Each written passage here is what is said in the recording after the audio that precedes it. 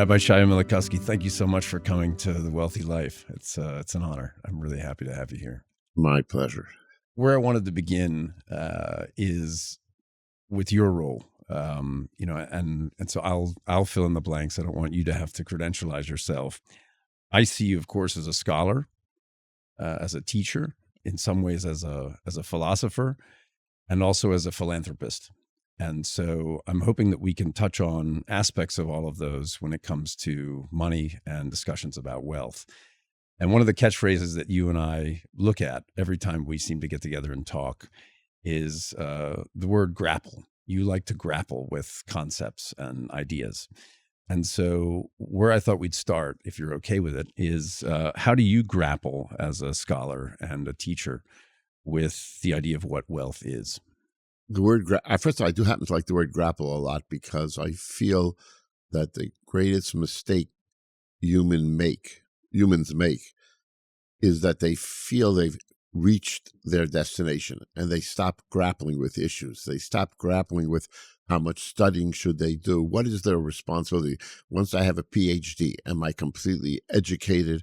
The idea that I can reach a point and then I can rest on my laurels is a major mistake of Western society. And I think if you really look around, the people that are being very successful are the ones who said, no, I'm not going to rest on my laurels, and are constantly improving and working on themselves.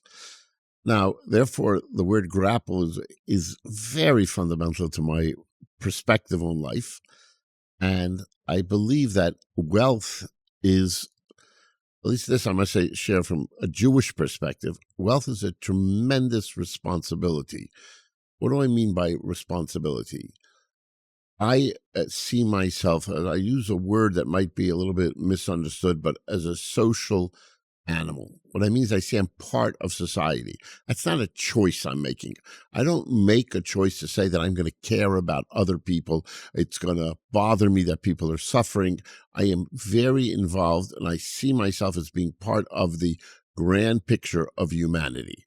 Now, obviously, I look at it from a very concentric circle perspective, which is that I have a responsibility to those people that are closest in my circle. And then as the circle expands, I have to do with more people and more people and more people.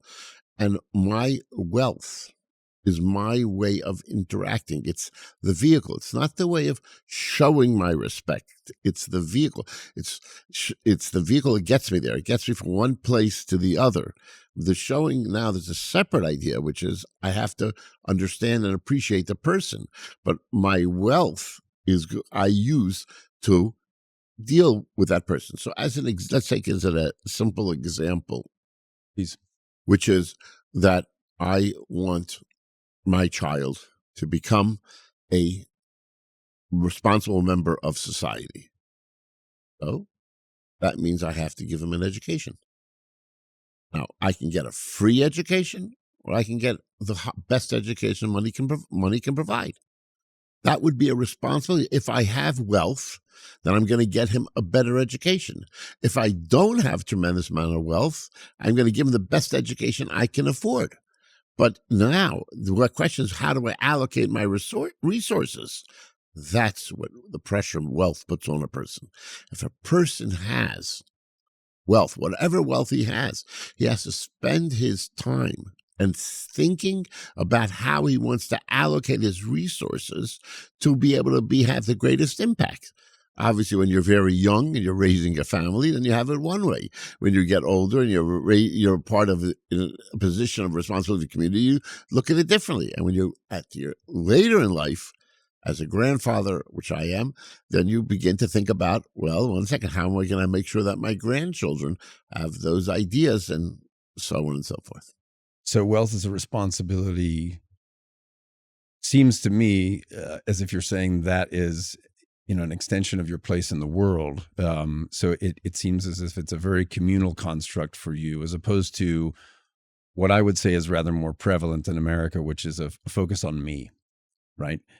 Consumption, or what kind of car do I drive? The trappings of wealth, we might call it, when it comes to material wealth versus purposeful, thoughtful existence and leaning into the idea that we have a role to play in a larger drama than how much am I accumulating, that sort of thing. Again, I think that's very accurate. The idea of accumulating wealth has always been something that I've been uncomfortable with. For years, I've been very uncomfortable with one of the wealthiest people in America is Warren Buffett. And for years, I don't know if recently he has changed, but many, many years ago, he accumulated more wealth and more wealth and more wealth. And when asked what about charity, he said, I'll give the charity after I pass away. I will allocate resources appropriately to charity. I was very, very uncomfortable with that approach to accumulating wealth, an approach to he did not see himself responsible in the here and now to worry about how he was accumulating all this wealth.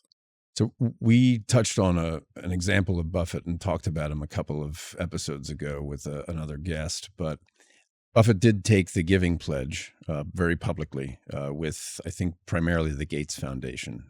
So my understanding, and again, I don't know it to the penny, of course, but he's given away about $100 billion. So about half of his fortune he has already committed and given to. Committed. Yes. That's the giving pledge. Giving pledge. Well, no, right. he's actually given them the money, right. And he's got about another $100 billion himself, to which he is mostly entrusting his children to disseminate. Right. So yeah, I mean, but your greater point is, with the accumulation of wealth comes a responsibility to act, just as one might act in business. One must act within your private life. Maybe you can lean in and explain some of the context for people that are listening, just in terms of what your basic philosophy is to charity. I think that might help. I'm going to share a story which I think this is a true story. I don't think that the names of the individuals are involved are important. There was a young man whose parent passed away. Mm-hmm. And he came to one of the most famous rabbis in Israel. His name is Rabbi Auerbach, and said to him, Rabbi, listen, my father had made a lot of mistakes in his life, accumulated wealth. I would like to do something after his passing to help with the mistakes he made in his life. I would like to give appropriate charity money. Rabbi, please tell me where's the best place to give the charity money? That's always a question everybody in the world has. What's the best? I want to know, where's the best way to give my money away? How should I give my money away? That's a question of impact. Yeah. Right? It's a question of impact. The rabbi looked him in the eye and said to him the following very important principle, at least in my worldview. Where do you want to give the charity money? So this young man, who was maybe in his 30s at the time, said, Rabbi, I'm a young kid. I don't know. I know very little. Haven't been around the world long. Why? I want to do what's best because I want to do the greatest amount for my father's soul, or however you look at it, right the wrongs, whatever. The rabbi said, let me ask you a question. If God wanted me to give money to what I thought was important, you don't think he could have found a way to give me the money directly? If God gave you the money, that your father's money was inheritance, which was left over to you, and now you want to do what's right with it, then God is saying, I want your idea of charity. I don't want Rabbi Auerbach's idea of charity. I want your idea of charity. I want that which made up of you. I believe strongly that there are 8 billion people in this universe, and each one of them has something special to offer. Some of them might even be negative, because through negative can come positive growth, and that's not a real issue. But there's 8 billion people and 8 billion different perspectives that can come together to create the greatest world we've ever seen, as constant improvements in the world around us. And so when you're talking about charity, it's so therefore, if Warren Buffett would ask me, which he's not, I'm not, I would say to Warren, no, don't give it to Bill Gates. God gave you a tremendous ability to understand money. Tremendous. I want you to get out there and see how you can help the society at large. It's a responsibility. I'm giving you the $200 billion, Warren. I didn't give it to Bill Gates. I gave him plenty, enough. Want to hear your perspective. Don't tell me. So why did I waste time and make a Warren Buffett and a Bill Gates? I could have just made one Bill Gates. I love that. Right? Yeah. That is what I mean about responsibility to wealth. I really believe that a wealth is the way of a person showing what he has made of himself, what he feels important, what he wants to leave on to his children. I like saying to my children always, the Milikowsky way. We do things. There's other people, there are other great people in society, but we do it the Milikowsky way, and that's the same thing in all areas. So what I'm hearing you say is that it's not just a responsibility; it's an opportunity. Wealth is an opportunity. Definitely. Tell me more. Wealth is the merger of man and his vision and his ability to control and to create. I would like to use the word create more than the word control. Control in the world we live in has a negativity to it because you're stopping people, you're holding people back from doing it. Create is where you're talking about doing something that has never been done before, and with a little bit of a grander vision, grappling with an idea, using that word again, grappling, an idea and going beyond what is obvious and to do something that's different and something that's meaningful and something that can be replicated by those people working with you or your children or your extended family. Is what I see as the responsibility in using your wealth to make that happen is the greatest compliment to the fact that you were created and that you make a difference. So what did this young man do with his wealth? I don't know. The end of the story. Stop there. I lost it there. I was only the person who shared it with me. The shroud of mystery. That's right. Okay. Right. It was a mystery.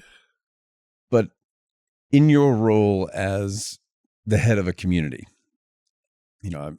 I gave you a few hats earlier. Maybe therapist could be one of them occasionally, right? Your phone is always ringing when we talk. There's always incoming fire. Talk to me about the emotions wrapped up in money as you consider your congregants or your community, because I know that, just from personal experience, and I don't know the details, of course, you keep those to yourself, but you have immensely wealthy people in your community. And you also have people who need charity. So talk to me about the diverse stories that you run into, and the emotions surrounding a little perspective. I'll share a story to give out a perspective about the negativity of wealth. Which is what you want to. A friend of mine who is very wealthy. I don't count anybody's money, whether he's worth $500 million or $1 billion. I can't tell you that answer, but in that range, or maybe even a little bit more. And his father passed away when he was very young. His father passed away when he was 30. He came into immense wealth. And he said to me, "Do I look any different?" I said, "No, I think you look exactly the same." He says, "I don't understand. 2 months ago, before my father passed away, we would be at board meetings and everybody would disagree with me. Since my father passed away, nobody disagrees with me anymore." He said, "So what changed?" Yeah. He said, "What changed was I have money now. Before it was my father's money. Now it's my money. So everybody's willing to change their opinion from me." So he said, "But you don't understand the negative of that." I said, "What do you mean?" Because now I know that my opinion is only worth anything because of my money. You don't really respect me. People confuse wealth with a sense of who the person is. He said, "So now you've just said to me that you respect me and you give me deference because of my money, not because of who I am. And then you want to ask me to give you my money, to share my money with you? Forget it. Why should I take a risk? And he said, it changed his whole attitude negatively because he is defining himself by the money he has, because people are imposing that view on him against his judgment. That was a very negative approach. On the other side, I've seen people who are so giving with their money that they are always looking, but first of all, let me make this clear. They're very giving, but they're very responsible. I happen to know a person who has put 50 or 60 different people into business and successful careers because he's offered that they can use his money. He'll invest with them as long as they have a good business plan and he monitors it properly. He has enough faith in people. He's lost money. There are a few things you can't. There's no way. Everybody loses money. Everybody loses money. That's the way of the world. But he doesn't see it as, he sees it as that's his responsibility. He's out to make more people in the community successful. In Judaism, the greatest charity we give, according to Maimonides, is not buying somebody a meal. The greatest charity is when you give somebody a job and you give him the opportunity and the ability to earn a living and support his family. Because that means you're giving not only are you giving him money to eat, but you're giving him a sense of that he has a sense of purpose in the world because he's able. So therefore, a person of that magnitude uses his wealth to create people, to make people, to give people opportunity. That's the greatest of the greatest ways of supporting people. Love that. You and I have joked over time that you wanted to run for mayor of Washington, D.C. at Correct. one point. I haven't seen any campaign signs up anywhere. No bumper stickers yet, Right. but maybe we'll get there now that you have just left your post as chief rabbi here locally. But the reason I bring it up is based on what you just said, it seems to run roughshod over what popular culture is begging most people to do with their money, which is consume, make it about me. Look at me. Or look at what someone else has got and want what they have. How would you educate our children about money? You see, I would start off, I would probably, if I was going to do a course on education on wealth or how to use money, either one, I would start off with the fundamental of who are you and what are you? Who are you? What are you? First, the what are you? Are you a eating machine? Or do you see yourself as something beyond just the food you consumed? What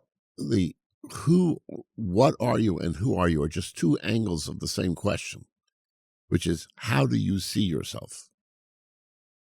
We've reached a point that we are embarrassed to criticize our children for being lazy. We're uncomfortable challenge our children to reach for greatness. We've become a society that is happy and satisfied with mediocrity. We've lost that ability to demand of people and society to reach greatness. I mean, and, I don't know why. I think we're doing greater things than we've ever done before. But it used to be that we had this grand idea of that we can, remember, we're going to deal with medicine, we're going to the stars, all these grand ideas that we had. And now we've selling ourselves very, very short. So the first thing I would want to do if I want to tell my children, I want them to first thing they need to understand is who they are and what they are. What is their potential? So how then shall I live question. And if you understand who and what you are, what you're a creative, specialized human being who needs to go out there in the world to find out where is his specialization, where is his opportunities of creativity, where is his situation that he can shine. That's what I want him to understand as a child. Then he'll understand where money fits in. It's not that money is the end. Money is a means which only will help him in his becoming the human being that he should become. We've become a society that's happy with labeling people. Yes. We're very, very comfortable labeling people. I hear some people talk about money as if it's a game, right? And if you understand the rules of engagement, the game becomes easier to play. I think for the majority of people, though, money is very hard to come by, right? So I'm hearing you describe one of the tenets of wealth as investing in people, which I 100% subscribe to and agree with, right? We're investing in people that run companies, like your friend who's Right. Giving seed money to various entrepreneurs that want to start businesses, also giving the education piece and the guidance there. We're investing in people around us constantly, whether that's educating our children, as you've mentioned, or just being a good person. Not changing who you are at home versus who you are in the world, or vice versa. But money is very hard to come by, right? And so I do think that there's a fundamental element of investing in yourself vis-a-vis education, but also saving enough money to be able to have the impact in the world that many people grapple with. Okay, the question you're bringing up here, in my opinion, is really a question which I am not capable of answering, because I don't have the facts and figures, and it's never been I've never been faced with a situation. But let me tell you two extremes, and I think we'll both agree, even though society doesn't necessarily agree with me, but I think we both agree that there's a little bit of absurdity. The two extremes is the person who does nothing at all until he's 65, 70, or 75 years old, till he starts feeling bad. Doesn't save any money, lives his life up, and has a great time. And suddenly at 70, he finds himself sick, and doesn't have a place to live in. That's absurd. That's one extreme. That's one perspective. Because why is it absurd? Because everybody understands you're going to get older, unless you believe in euthanasia, right? You're going to have times where you need some help. You need some sort of resources. You have to have money for a rainy day, whatever the language should be, right? So that's one extreme. What about the other extreme? What about from the age of 22, we tell the person, listen, you know what? You should stop. You got a BA already. You have enough. Now you go out into the world, make a living, and spend all your time on all your time and resources, and making sure that you have enough money for retirement so that you can get a house on the golf course. From 22, we tell them, you better start worrying right now. There's nothing else you have to worry about, making sure you have enough money in a retirement account. Mm-hmm. That's two extremes. My position is that you have to be realistic. You have to, having money for a rainy day is something that is intelligent. And a person, the average person, if you can do it, you should put it aside. If you can't do it, your goal should be to create this situation where you should be able to do it, earn it. So therefore, in my worldview, if you have a 22-year-old who cannot earn to put money aside, I would say that he has to look for other methods, be able to increase his source of income. Now, if you have a person who's doing very well and being able to accumulate wealth, and has it. So my opinion would be that he really needs to start thinking about what he wants to do with his wealth.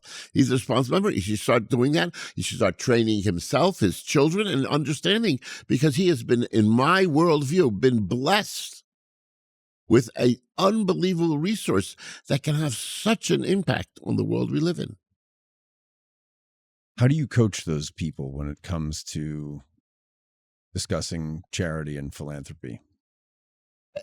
I'm a little bit of a unusual situation, because of the fact that I'm a fundraiser also, as I mentioned earlier. Yeah. So when this comes along, this person who has a lot of disposable income, I have to say to him, listen, I can't give you the advice on how to spend your charity dollars because you know and I know that I'm going to have a personal desire to get you to give more money to my organizations.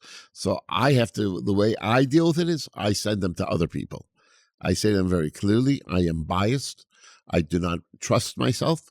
And therefore, even though I am a rabbi, even though I am trained in how to advise you on these questions, I refuse to advise you. I recuse myself from advising you because of the fact that I accept that I am human, I am subjective, and I can never be totally objective. So I send them to other people. Okay.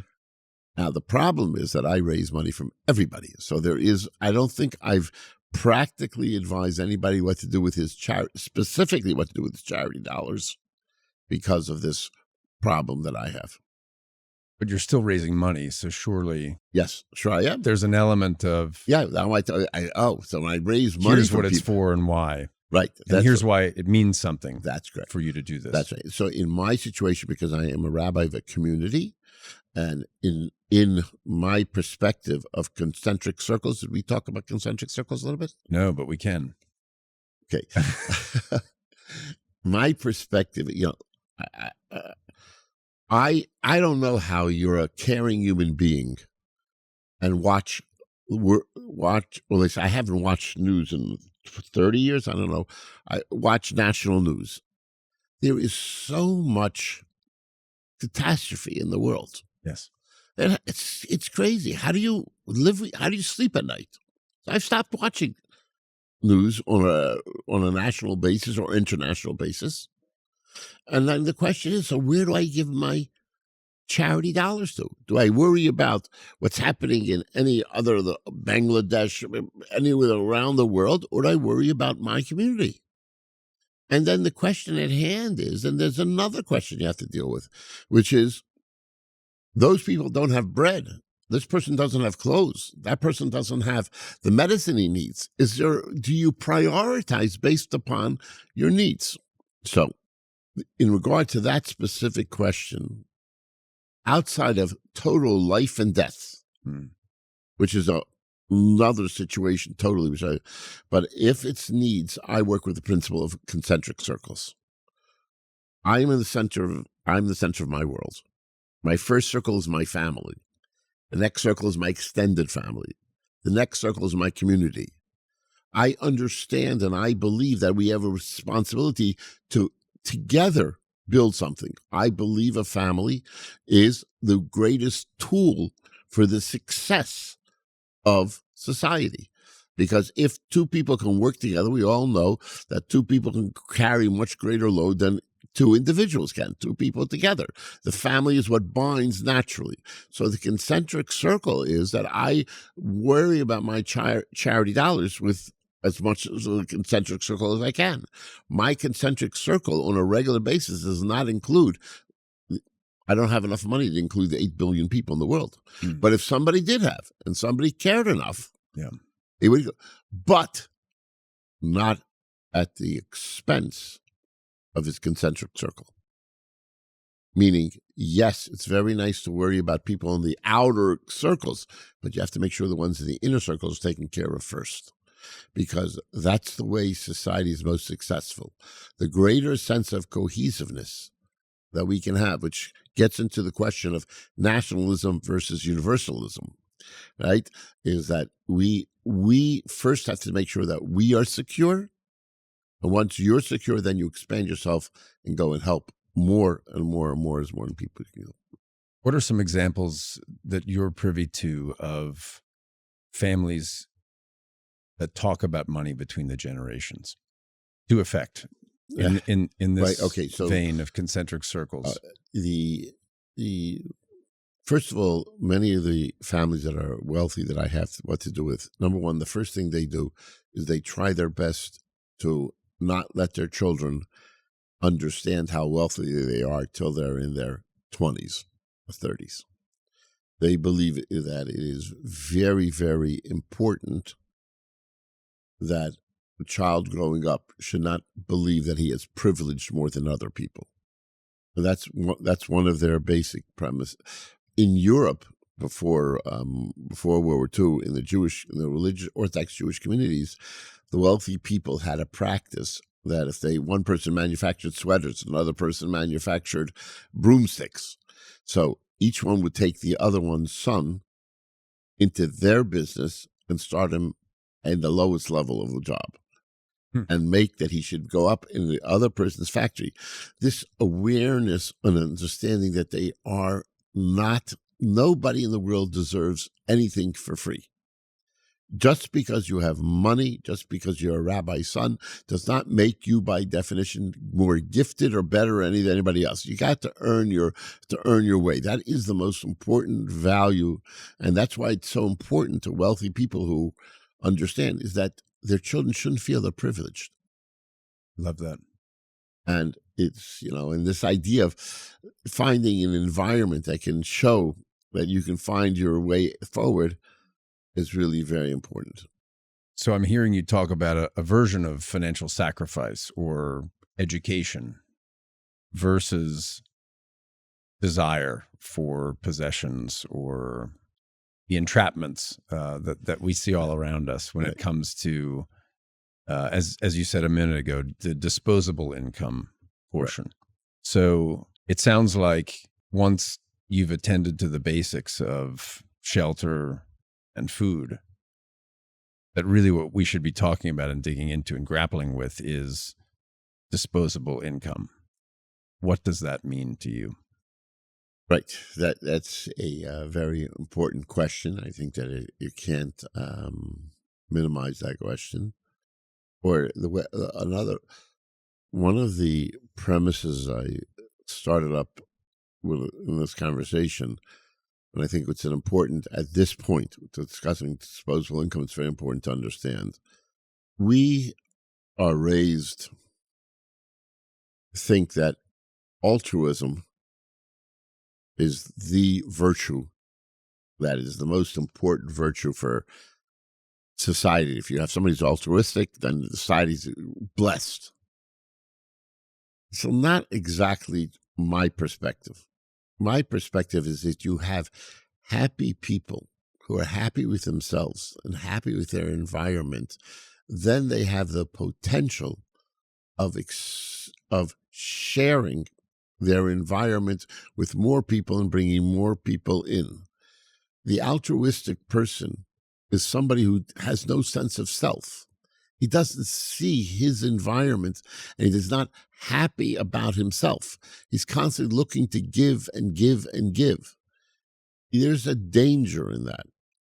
He himself becomes a doormat. He's only used for what he gives to other people. He's not appreciated as a person who has what to share with society at large. I still remember a conversation I had with a very successful person, and we were talking about another fundraiser.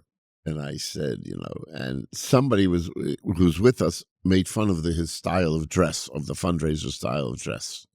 And this wealthy person turned to myself and the other person and said, Are you like living in a different world? We said, What do you mean? He said, do you see how successful that fundraiser is, who you're making fun of the fact his pants are too high? You see how much he's achieved in life, how many people he's changed, how much he's grown in areas, and how much he's done. And you're focusing on the fact his pants are too high up. Well, how do you look? He was so shocked. How are you doing? I was then in my 20s or 30s. How are you talking about something that's so irrelevant? It's important that people understand that they are at the core of what we're discussing here. They have to feel good about who they are. They have to feel good about the choices they made. They have to be able to share that with their children and make sure their children understand why they're doing what they're doing. And that's something that, as a successful parent or mentor, you're talking about that all the time. what's important and what's not important, and where should we be spending our money, where shouldn't we be spending our money? What is the purpose of existence? That's the word I would use. That's a big one. I think that might be too big for this podcast.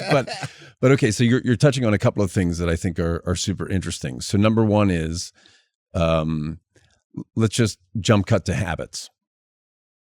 So what habits have you tried to teach or ingrain in your own children,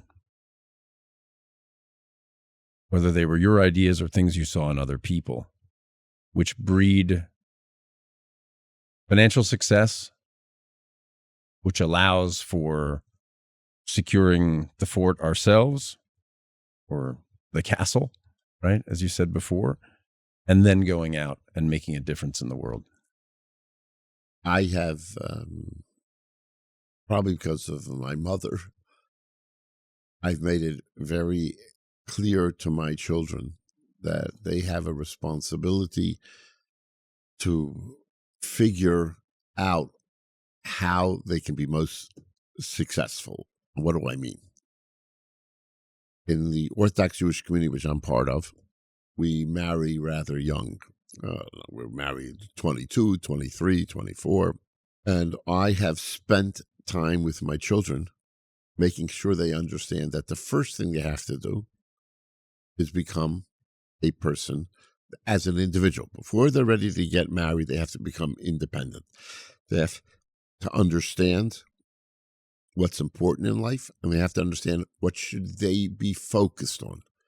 None of my children have gotten married without having clarity about what they're hoping to do in life and what they hope to achieve with their family, what they hope to bring about in the world. That's been discussed. Now, when they went out looking for a partner in life to build a family together, there was an understanding. There's responsibilities. There's a responsibility of a mother, a responsibility of a father. I have spent a lot of time making sure that my boys and girls understand. I have many children. I have 10 children. And they understand that the job of a mother is much harder than the job of a father. Father goes out, earns a living. He helps at home when it's convenient. But the mother has so many more responsibilities than the father has on a regular basis. And therefore, I felt always that it was much harder to become a good mother than it is to be a good father. Once they've gotten over the basics and they've spent their first few years of marriage and figured out how they're going to do it, then I ask them to spend the time in figuring out how they're going to achieve financial stability. Financial stability is not the same thing as earning a living. And afterwards, when they've achieved financial stability, how are they going to be able to achieve financial success? Stability is a level before success. So of my 10 children, I would say there are probably 8 of them are in the stable of financial stability, and 2 of them are in the stage of financial success, going beyond it. But the idea was that their responsibility is to be as productive a human being as they can. You can't skip steps. If you're at the stage of financial stability, you don't have financial stability, and you can't start worrying about financial success. You have to focus your mind and head on how to create financial stability. And as a parent who really cares, my hardest job is to not give them money. Because as you can imagine, I assume everybody who is a parent knows that you want to throw money at a problem, and right away you want to offer and share that with it. Yeah. But you have to understand that can be negative. Yeah. And I admit I'm much worse at that than my wife is. My wife's much better at holding back and making sure the children earn it on their own. I'm more quick to try to throw money at a problem. But what do you see as the turning point between the stability and the success when you consider your own kids? The turning point is when they stop worrying about the specifics of what they're going to be doing. When you're in a stage of stability, every little detail is still being decided upon.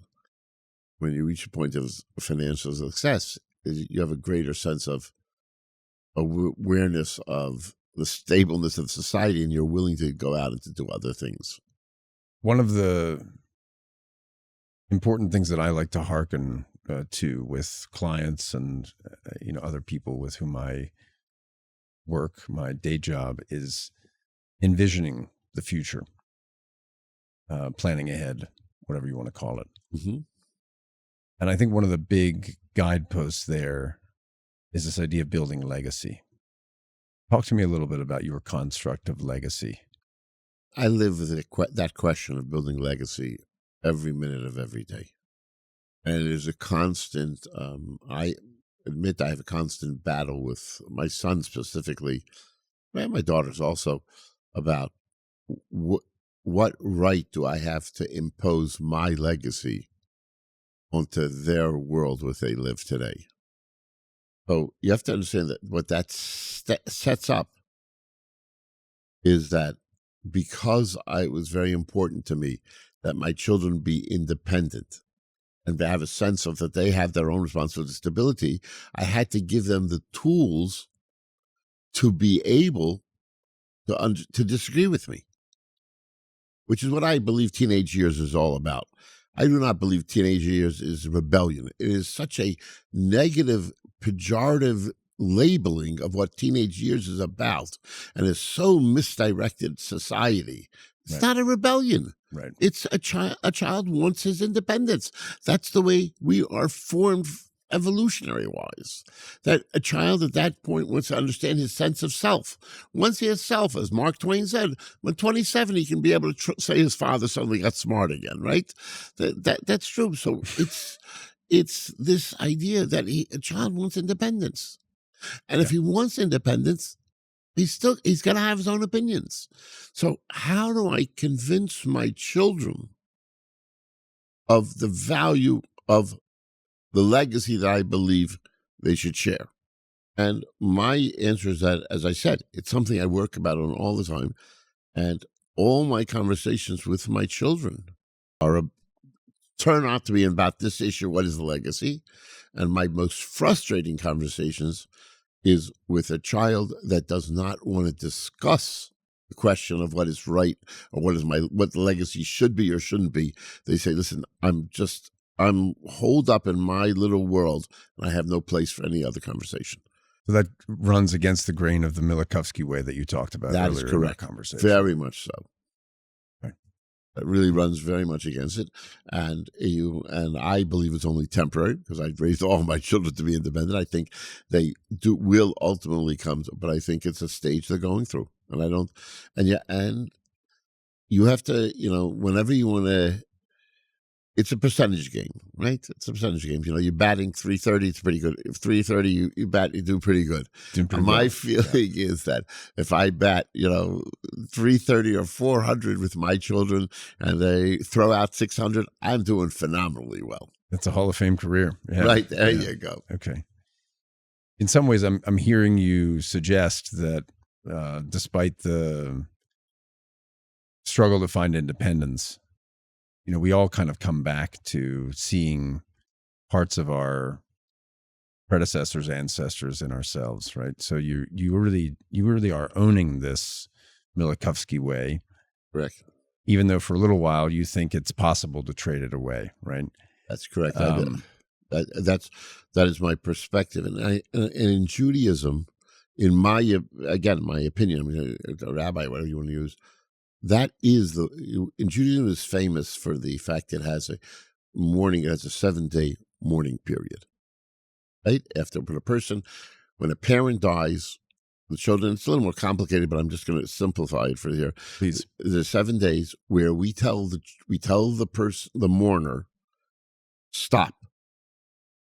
Stop. I mean, stop. Don't go to work.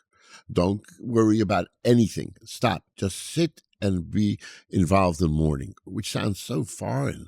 Why in the world do I have to mourn for 7 days? I mean, what is the gain going to be? My answer is the gain is going to be that by putting yourself in mourning while you're emotionally charged from the loss of a parent, to to put yourself into the mind to walk out with what is the legacy that I want to be able to take from my father and give it to my children. I need 7 days to mourn. I need 7 days because I'm not going to see him anymore again. I'm not going to be able to have the conversations with him anymore about his legacy. I'm walking away. This is the most emotionally charged time of a life, and you are open. The person who lost the parent is open to seeing he's lost. He feels cut off. He feels empty. He feels he can gain so much more by having it.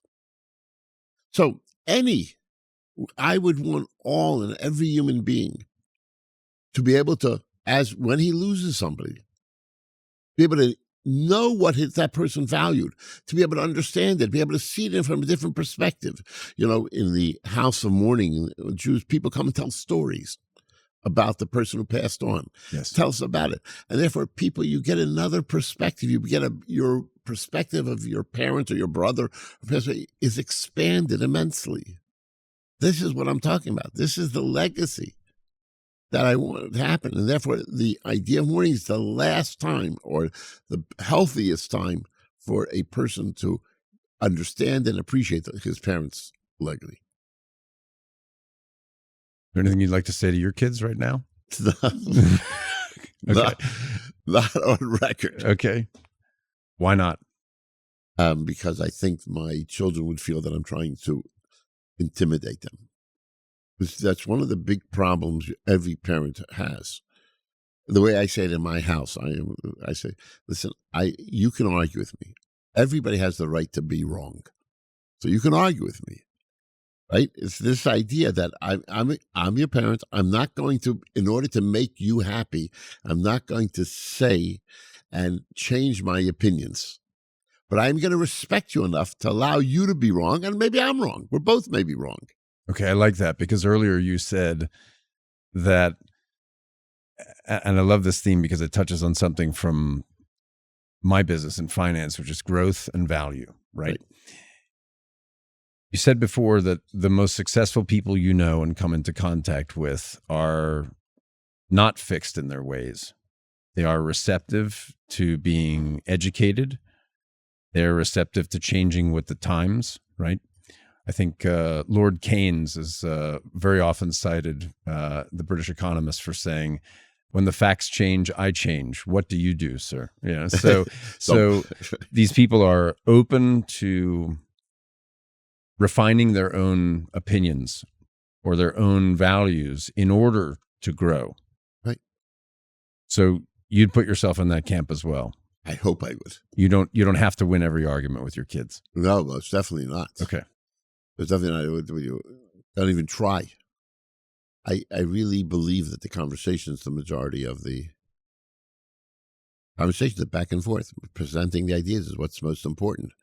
Because then the child will be able to take the thoughts that we argued and make them his own, be changing it.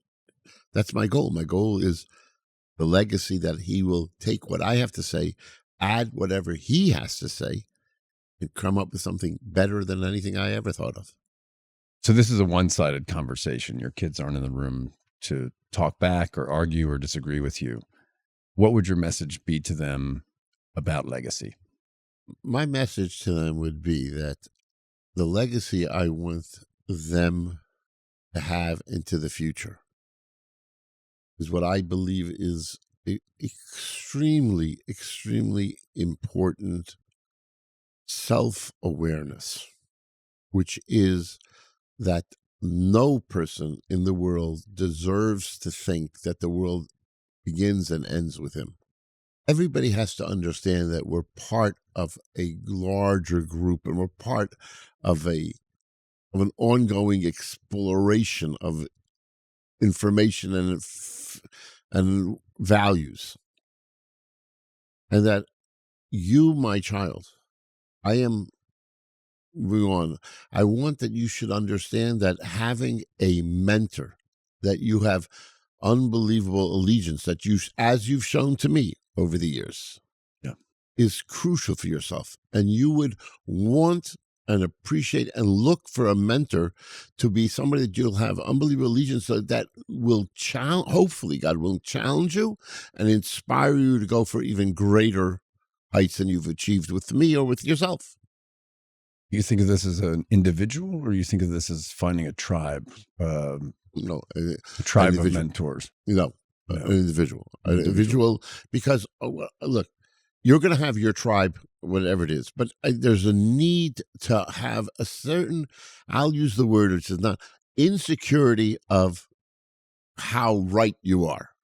Yes. Once you accept that you need a mentor, you're saying that I am insecure about whether I'm right or wrong. That's, in my opinion, a very, very healthy approach to humanity, to living. I love that. I know enough to be dangerous when I say this to you, but you know I'm not a learned Right. scholar, certainly not of Judaism. But every week in the Jewish calendar, you have a Sabbath.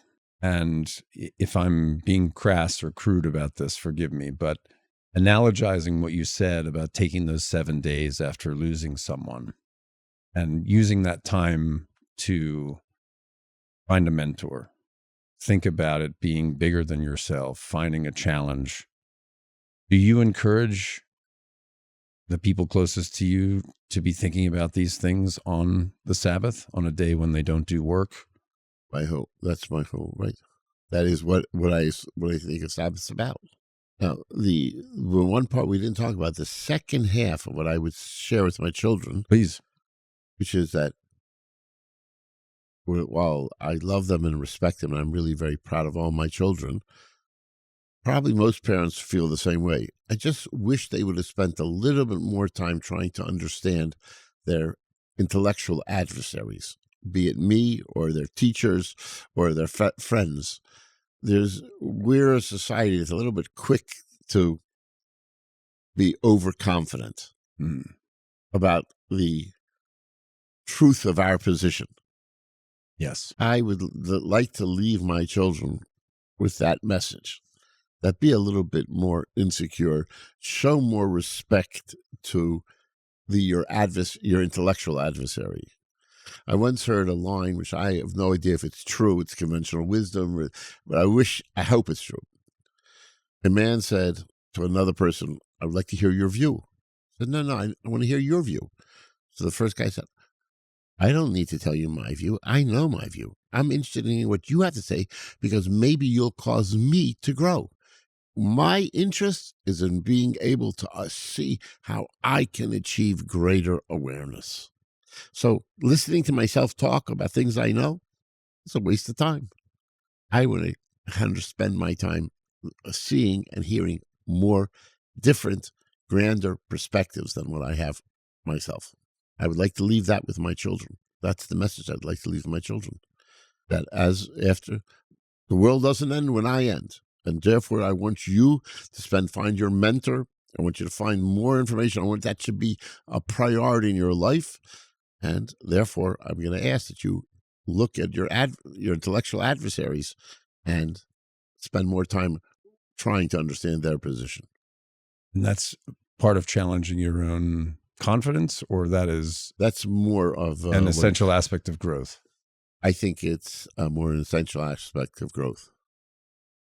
But you can't ever challenge, you can't ever want to understand your adversary unless you have a little bit of insecurity that maybe he has something to add to your position. Right. So they're not completely separate. Tell me a story about a time when someone changed your ideas about wealth. All right. This is going to be a cute answer. It was my wife. And I thought that I had to raise my children that, the idea of wealth, you have to be a giving person. That's something, if you have to share, right? That's the language we raised our children. So whenever my young children, this is when we're talking about 40 years ago, when my youngest children were 3-4 years old. So we'd send them out to play with their friends, and I'd give them 2 bags of potato chips, one for themselves and one to share with their friends. My wife turned to me and said, okay, let's analyze what you just did. That you told your child, your goal was to tell your child was to become a giving person. Do you realize what you told your child was the exact opposite? Only be a giving person if I give you 2 bags of potato chips. But if you only have one bag of potato chips, you don't have to be a giving person. Because I gave you 2 bags of potato chips. The only time you should be a giving person is if you have so much wealth that it really doesn't bother you to share it with anybody. How do you know that giving should be, even if it hurts a little bit? That's a value system about wealth. Love that. And that's my wife showed me, and it's just so fascinating when you think about it. I was giving my child second bag of potatoes, not realizing that I was training my child for the worst habit in the world, that only give if it's easy. How do you see giving come back and enrich the giver? I only see that if a person, I've only seen it really with the people who love life, who can enjoy life. When they enjoy life, they feel so blessed by the expansion that comes through their giving that makes life more and more and more enjoyable for other people. And that is what that causes them to blossom. Everybody else is about the understanding, I want to make sure that my money is being used properly. I think that's a mistake. My opinion is that the way that people are more able to be successful with giving is if it's a part of a whole attitude of life where they're involved in giving in every aspect of it. And that when they're giving their charity, it's because it's expanding who they are. Sounds like it's also giving and setting it free as opposed to giving with controls. With complete control. I had, this is an interesting insight. I had a few large donations come in at the same time. And at the time, I probably had about $150,000 cash because donations were supposed to be spread out. But it came early for me. And I called up a very wealthy friend of mine who gives me money on a regular basis. I said, can you do me a big favor? Can you tell me how to invest all this money? I have this money to invest right now. He said to me like this. He said, do not invest it. You can put it into a bank, obviously, to earn interest, whatever it's going to be, but do not invest it. Because if you invest that money, what you're saying is that the charity money I gave you, which I want to be sure is going for charity, you're going to invest it to try to make more money. What happens if you fail?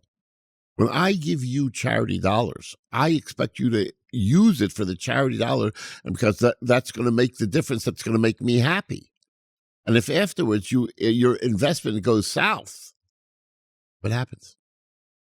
How do you have a right to take a risk with my happiness? What he said to me.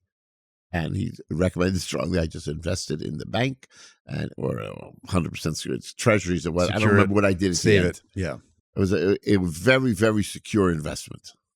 I think that's a way that we're always talking with our clients about, and maybe it's the hierarchy of needs, but in terms of the priority is to, of course, save for a rainy day, to secure the money that is for specific purposes, right? Whether that's to buy a house, whether that's to, you name it, educate a child, et cetera, et cetera. That, even with these funds that people put aside for their kids' educations, the idea is that closer and closer the time gets to having to pay tuition, the more and more conservative those investments become. So it's effectively cash just waiting to be cut in the form of a check to a university or whatever. You have also invested. I don't want to miss that part while we're sitting here chatting together. You've had to invest in building a synagogue from the ground up, right? From purchasing the land, digging it, building it, envisioning it, watching it. And you've also invested in, a few other projects that I know very little about, but talk to me about what your philosophy of investing is. And who do you lean on for advice when it comes to that stuff? Is it the same friend that you just mentioned, or no? In investing in building, each one of theirs. My personal style is that if I try to find the best person to give advice on any specific area that I'm going to invest on. On building, I'm going to talk to somebody who's been very successful in building, in development. When I was thinking of building a community, I talked to people more about development, as so on and so forth. My main goal in investment is to sell a vision. I can only ask people to invest in my charity projects if there's a vision that they can buy into. They can't buy into what the vision is. So I originally, when I started, the first community I built was a community for Jews of any denomination to be able to be comfortable and to understand a perspective that this is not necessarily the Judaism you grew up with, but this is a form of Judaism that has the ability to inspire you. Come and see it. Come and spend time with it. And it was a message that resonated across the because across the Jewish minds, means observant Jews liked it, non-observant Jews liked it, radical Jews liked it. They liked the idea that it should be an environment that people can come and see if they're comfortable with it, can appreciate it, have personal interaction, be dealt with respect, non-judgmental. That was my vision I sold, and I was able to fundraise across the Jewish. Anybody Jewish was responded to it.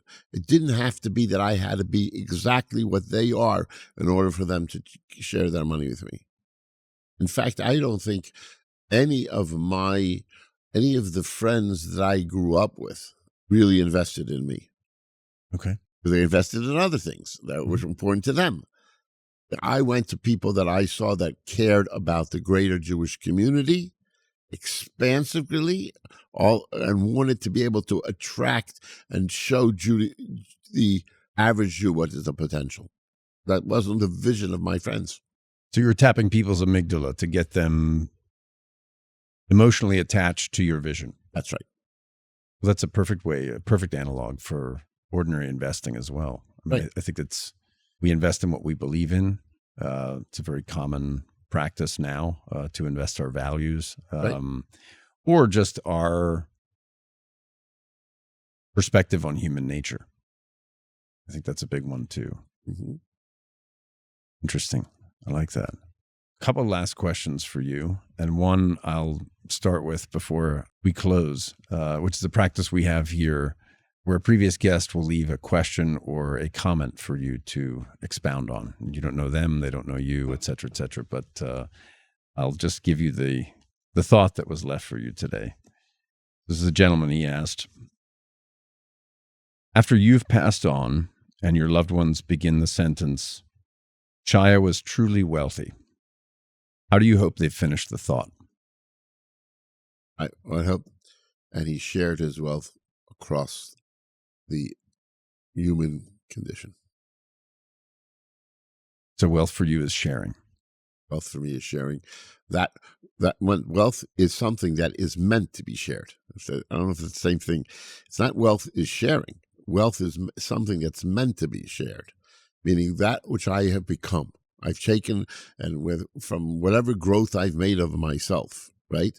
That's something that I see as a responsibility to give back to the world around me.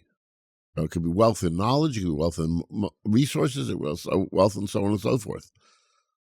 But it reminds me of your comment on creativity.